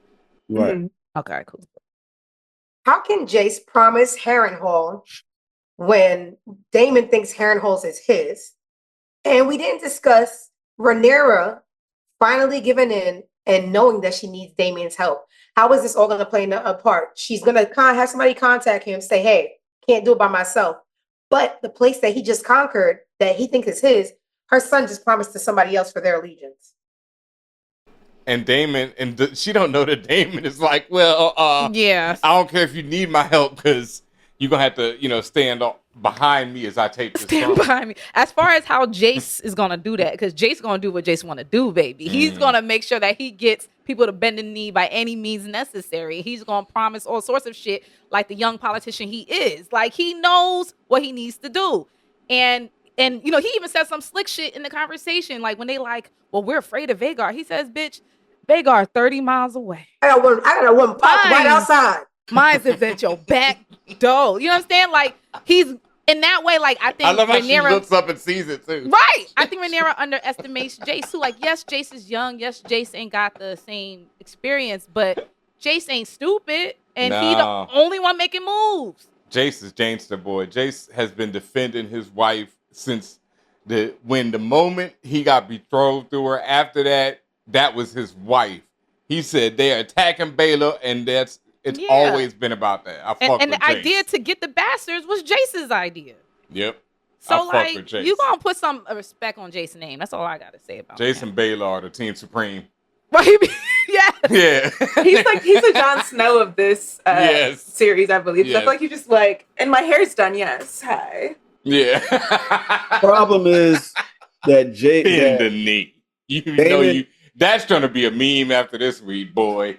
That man said bend Oh, the knee. he said, oh, you It's- want Harrenhal? You gonna need to give me more than that, baby. Bent And he stood up knees. and had his cup, everything. He was like, People gonna be like, I will do it for Jace. I will bend that knee for Jace. he has said that Daemon is backing him or backing Lies. when Daemon has just proven that he's a traitor to the throne. They don't. And not only They don't is he know. a traitor to the throne, the people know now. See, that's the problem. It's not just that Daemon is doing it in the castle. He has Mm. now made the people proclaim him a traitor to the throne. Mm. And therein lies that was my question I wanted to ask. But the people down the river in the it's the, Riverlands. it's all the Yeah. same area. It's that, all yes, the it's all, river. that's what I want to ask you, Ah. Portia, right? Okay, the Barracks and the Brackens and Brackens. Blackwoods. Brackens and Brackens Blackwoods. and the Brackens and the Blackwoods are like The super small Barracks, families. the Barracks. Yeah. I know. They're super small families, right? And then above them is the Freys, then above them is the Tullys. So the River Lords were the Tullys is who came to save Daemon, and we're like, you're fucking up with all these little niggas. Nobody's fucking with you. I don't know. Those were so the main so if you notice too, like when Aemond starts talking and Alicent can't hear, he mentions that they need to send out something to Elmo Tully because they know that like his father is like laid up or whatever. So that's the same guy who popped up whenever like last episode. Tully. The young one, and like Daemon was like, so you aren't ready to knife down your father to take over the spot? Up all over the place. He's really effing up all over the place. So we didn't see him pop up with the River Lords that came in to defend the Brackens. It was just like, and I think it was people who were around the same level as the Brackens. Okay. So I don't think it necessarily was like that the Tullys aren't aware of what's happening. It's just that they're not moving right now. Yeah. But the coalition is like, the coalition knows like the bannermen under. And you already dissed the Tullys. You already. Because now Rhaenyra's chief advisor on the council is now on his way to speak to Daemon. Sir Alfred. In those travels, or when that happens, either Daemon announces, I am doing my own thing, or they start finding out that Daemon's been misrepresenting Rhaenyra this entire time. The other banners start sending ravens, things like it. I think next episode gets bloody within Rhaenyra Daemon house. I know Portia knows it's harder, so I just have one question. Where is this gullet that people have been like where is that? Where is the gullet? Because there's supposed to be a battle of the gullet. That is the upcoming. It's in the Riverlands. I figured.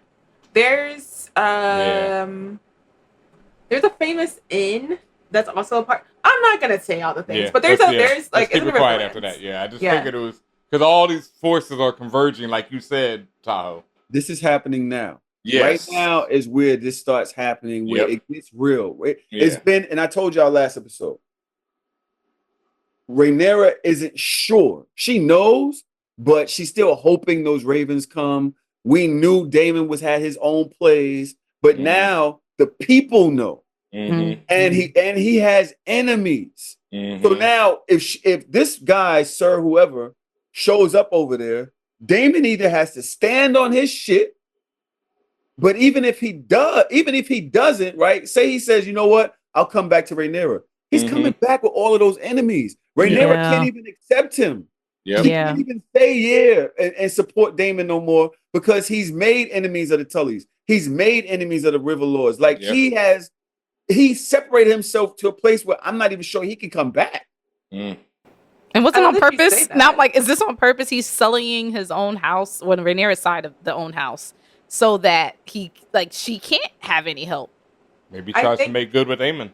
So did you see his face whenever they said they're carrying this Targaryen flag, the red on black? Yeah. Did you see how his face looked whenever because he didn't expect that. He did not expect that, and he knows that's Rhaenyra. Like he knows that they think that he is getting people under Rhaenyra. He's been knowing that the whole time. He's just been trying to play this king consort stuff. And everyone to his face has been like, bro, you know that your wife is the one who makes you legitimate right now, not you. Yep. Your wife's claim. Yep. And I don't know that it's on purpose. I think he thinks that he has the juice to have people rally under him. And even though they say to his face, we're here because of your wife, this is going to play into your wife. He's not I think now he's woken up in the middle of the night at the hour of the wolf, which I think is 3 a.m. They say it's anywhere between 3 or 5 a.m. But think about who represents the wolf and the Starks, right? So I think that's also a clue about what's to come, right? Daemon. Ugly.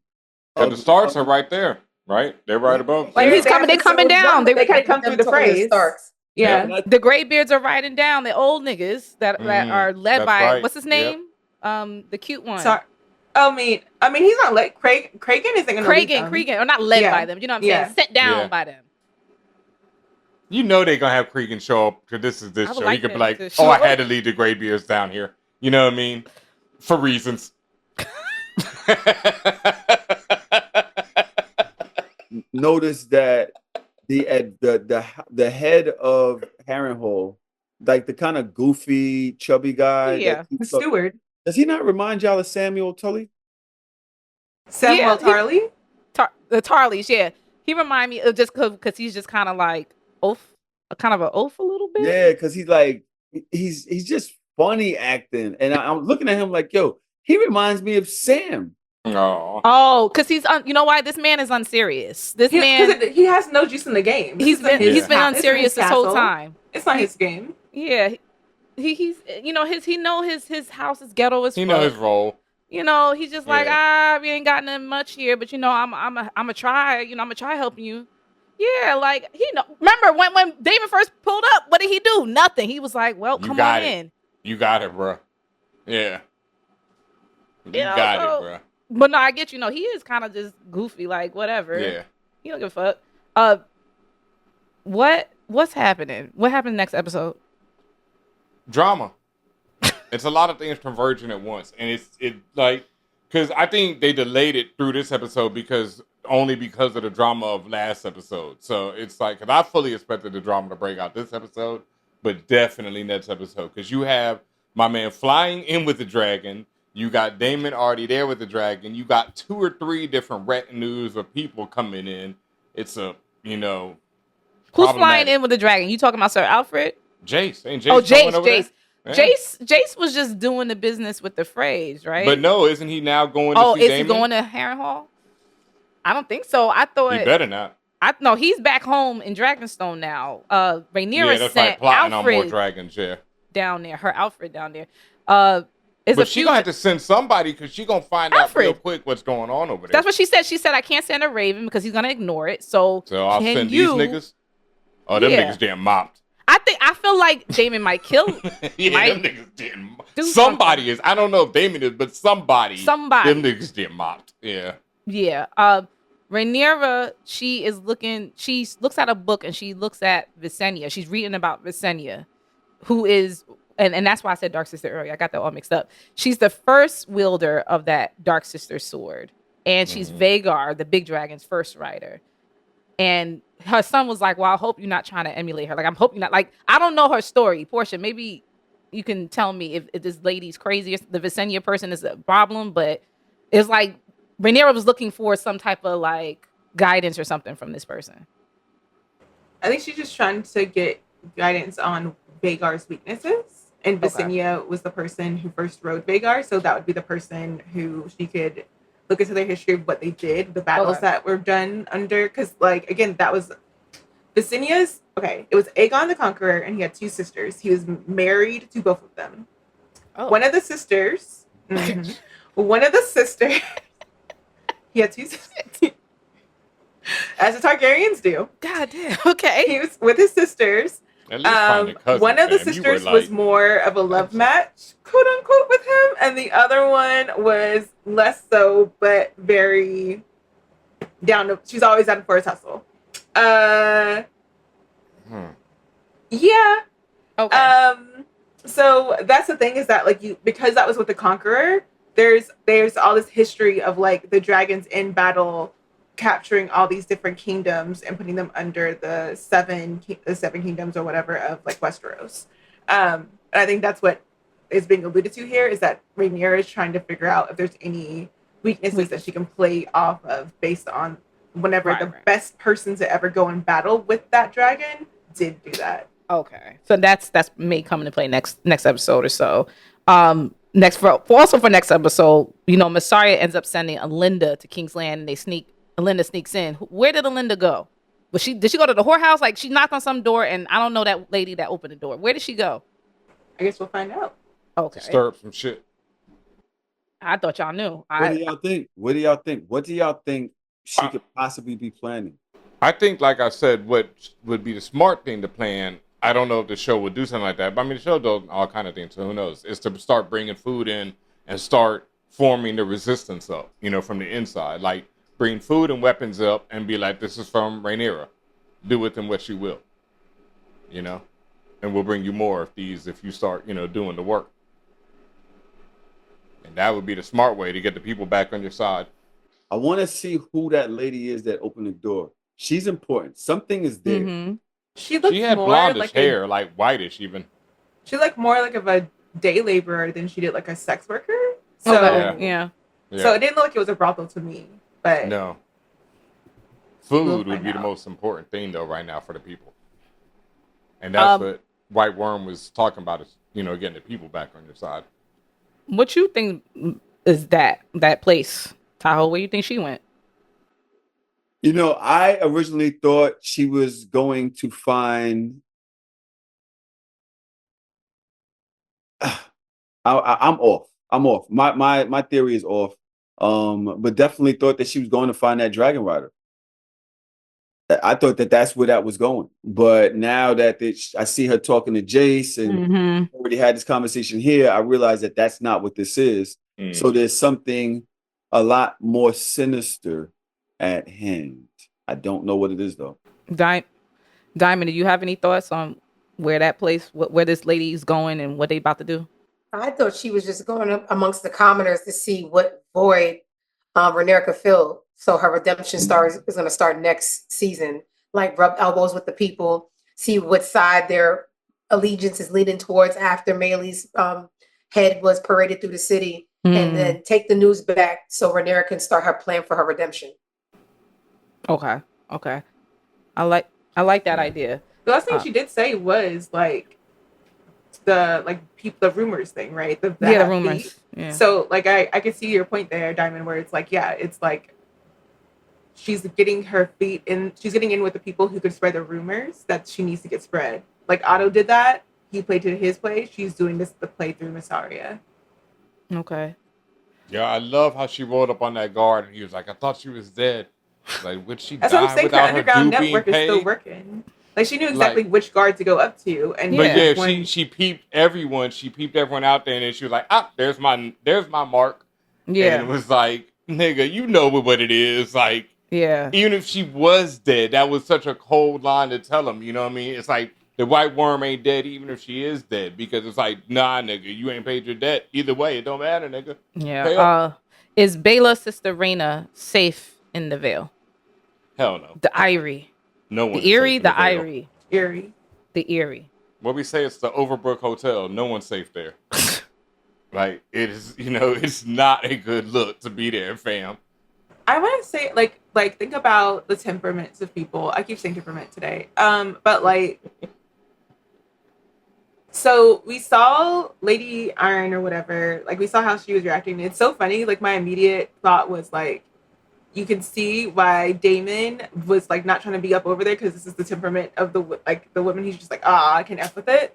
And it's funny to me that knowing that the relationship that Daemon has with the Vale, that he send his daughter there, and that may not ruffle feathers. I'm like, that might be an interesting kind of move. But of the Targaryens, Rhaenyra's kind of the least fiery.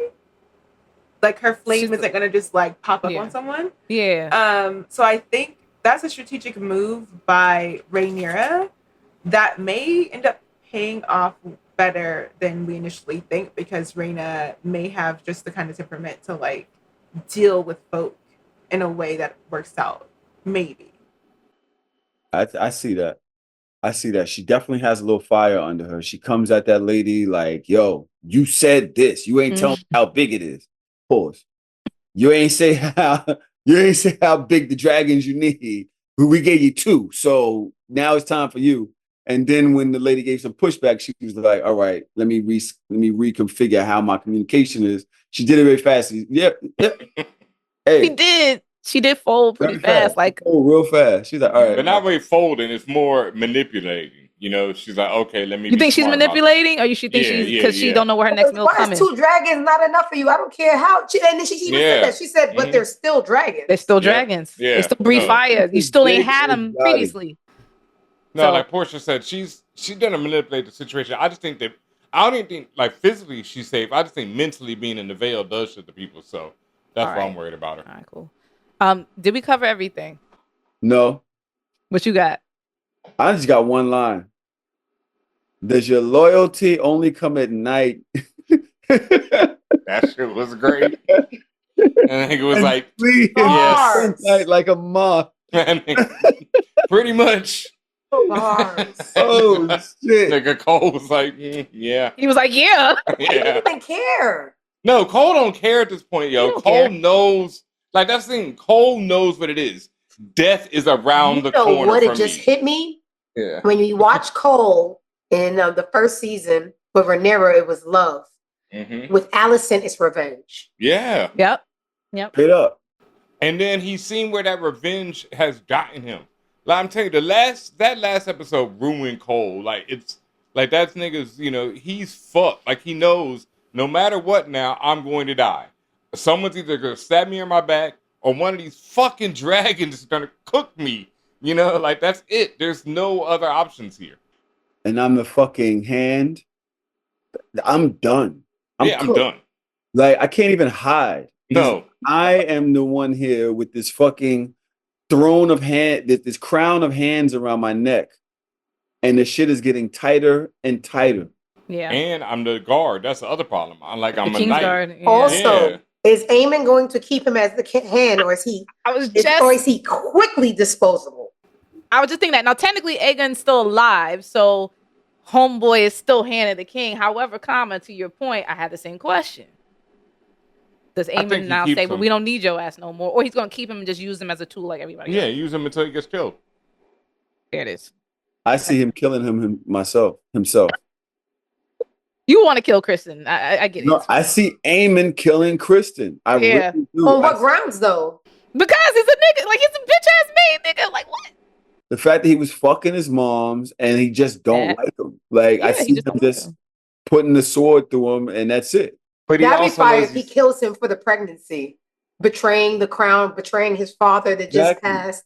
Yeah, not being at your post when my nephew was killed, or yeah, he could come. He wasn't at his post when his nephew when his eye was taken out either. But the queen could be arrested too for that. They could I see them when they find out putting the queen in a little cell. Mother or not, they never cared about that on the show. Nah, that shit ain't gonna do nothing to her. She ain't hold the queen mother, Alicent. No, they're gonna keep her for appearances purposes, just like how they paraded her and Helena around earlier. They need her for appearances and things like that. I think the other thing is that they was calling my girl Rhaenyra the whore of Dragonstone. Propaganda. What they gonna call Alicent when they see how she been rolling? The whore of King's Landing? Yeah, basically. But they wouldn't dare. Yeah, ain't no propaganda in King's Landing unless it's calling for, Rhaenyra. But I don't think that Aemond gets rid of Criston Cole. Yeah, because this nigga won't die. Oh my God. One, that, and two, he's efficient. And Aemond knows the rest of the King's Guard are idiots until he gets some new niggas who are nice. No, they're all going. You can't. That's what I'm saying. You can't find new nice niggas when 900 niggas just got cooked on the battlefield. Like, and your gates are sealed. What about Alicent's brother as the head of the King's Guard? No. I don't think Aemond likes that kind of strategic competition. Yeah, and he don't like that nigga. It's somebody being that close to a wildfire. Yeah. He might work alongside somebody. Go ahead. He might keep get both of them niggas cooked. I would say he might keep Crisco because he know Crisco's scared. Aemond know Crisco's scared of him, so he's just gonna do whatever. All right. Did we get everything out we want to get out for episode 5?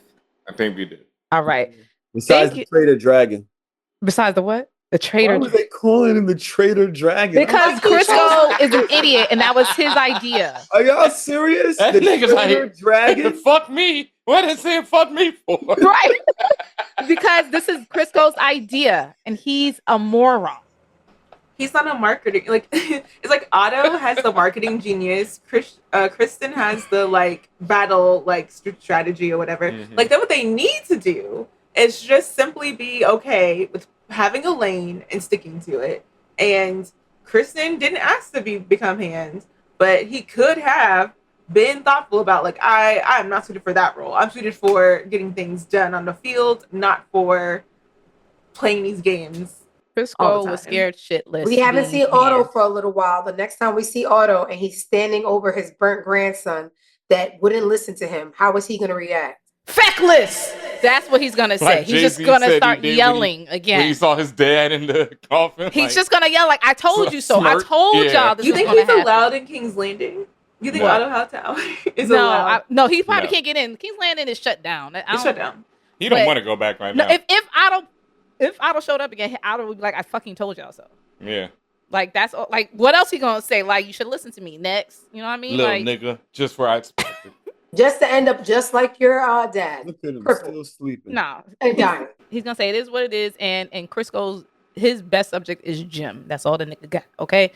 Thank y'all so much for listening to Castle Black. This has been a review of episode 5, season 2 of House of the Dragon. Thank you so much again for the returning champion himself, Tahoe Targaryen.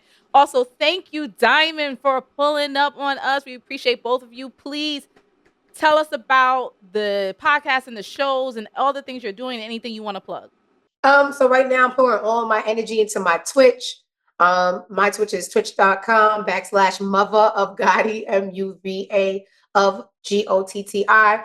And just every weekday from 12 to 12:30 in the afternoon, I just give my rendition of the news. Excellent. I love it. Tahoe's petting what is, I guess, Vagar or Vermithor. I don't know who the hell this is. But please tell the people about where they can find you. This is Viserion statue. You can Okay. find me. You can find me on Heart of Soft. Hey, yo. The Heart of Soft show on YouTube or on any of your streaming platforms. You can also find me on So Shameless Podcast. Me, Diamond, and Dodge have an episode out next week with DJ Ben Hameen. Yay! Great episode that we did earlier. I am exhausted. Y'all have worn me out. I'm probably going to go watch this episode again. Yes, right now. Is that Valyrian Steel? Shit smoking. I'm probably going to go watch this episode again. Thank you guys for having me. Thank you. Mr. Benha the Means and as well as Portia the Maester, please let the people know where they could find you, all the other things you're doing. Go. Yeah, real quick this week because we want to get out of here. It's about 3 weeks left until the release of my first ever graphic novel, like the shirt I'm wearing right now, Jimi Hendrix Purple Haze. You can order it online from Amazon. If you can't find it anywhere else, go to your favorite comic book store or your favorite bookstore. Tell them you want Jimi Hendrix Purple Haze from Titan Publishing. It releases August 20th. It's a space adventure. It's a graphic novel, 144 pages, self-contained story featuring Jimi Hendrix. It's fully licensed by the Hendrix estate, and it's a black-ass story in space, something you really don't see a lot of, featuring black music throughout the eras, not just from Jimi Hendrix, but just throughout the whole span of black music, and a bunch of other weird, insane shit. So please pick it up August 20th. And you can also head over to biddjenergy.com, leave your email, and you'll get a bunch of free shit, some music, and perhaps a copy of this book at some point soon. Can't wait to see that, Ben. Excellent. Portia? Yeah, you can find me at Portia Knows on all the handles at all the places, and catch me on the other podcast I do of Black Fantasy books. We're reading Bloodmarked currently, and it's called #Wizardine on any podcast place, wherever you're probably listening to this, actually. Thank you. And one more thing. Yeah. August 20th, we are having a release party at Anyone Comics in Brooklyn, New York. So if you're in New York, please come out August 20th, the evening, and we'll have more details about that soon. But pretty much that whole evening, I'll be over there signing books. We'll be playing music, having a little party, all that kind of shit. It'll be really dope. Dope. Thank y'all. Make sure you're subscribed to ForAllNerds, ForAllNerds, on your favorite podcast platform to listen to Castle Black. And make sure you're following us all over the interwebs. And we will see y'all next episode. What's up, internets and the fam? This is Tatiana King for ForAllNerds, and I want to thank you so much for listening and watching to ForAllNerds. Make sure you like and subscribe to us only on YouTube.